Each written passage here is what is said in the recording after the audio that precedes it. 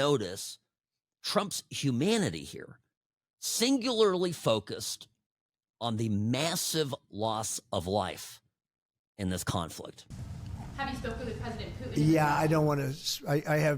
I have learned things that will be very interesting. I think in the next few days you'll find out. Will there be any consequences if there isn't some type of announcement of a meeting with President Putin and President Zelensky? Yeah, there will be.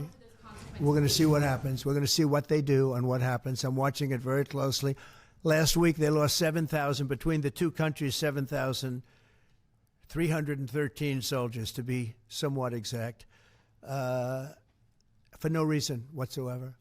And they're Russian and they're Ukrainian, but, you know, they're soldiers. I want to see it end. Yeah.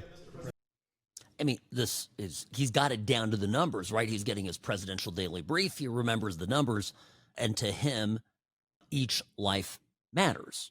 Have you noticed how the left really don't get focused on the war dead? Their focus is entirely on beating Putin. Must beat Putin. Putin bad. Okay, understood, right? He invaded the country. I'm not here to apologize for Putin, but that's what they're obsessed with. And they never talk about the soldiers dying. And it is a tragedy. These are young Russians and Ukrainians that are being sent into a human meat grinder. Notice how, and I think it comes from the same place, notice how the left never acknowledges the shooting victims in these crime-infested cities. They just want to say, well, that just comes with it. Much as they say, well, that's just the cost of war. You know, of course, young Ukrainians are going to die going to war. They're going to protect their homeland and fight Putin. Of course, there's crime in Chicago. Of course, there's crime in LA. I mean, we've had a number of notable politicians come out, Democrats, and say variations on that very statement. Crime's been here always.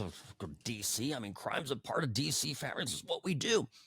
It's acceptable so long as it doesn't interfere with their ideology. With their ideology is you can't give Trump a win. And now, as it pertains to Ukraine, you're going to start to see this. One of the reasons you listen to this program is to see around corners, begin to anticipate things because you've heard it here before it actually happens.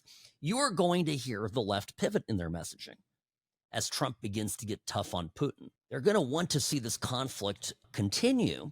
They do not want to see an end to this. And they'll start to, actually debate Trump on the subject of this, particularly on this, of his humanistic position of wanting to save lives. They will make it about the victory. They will make it about the pushing on back on Putin, not giving him an inch. And the question I always have is, would you send your son to war? Your grandson?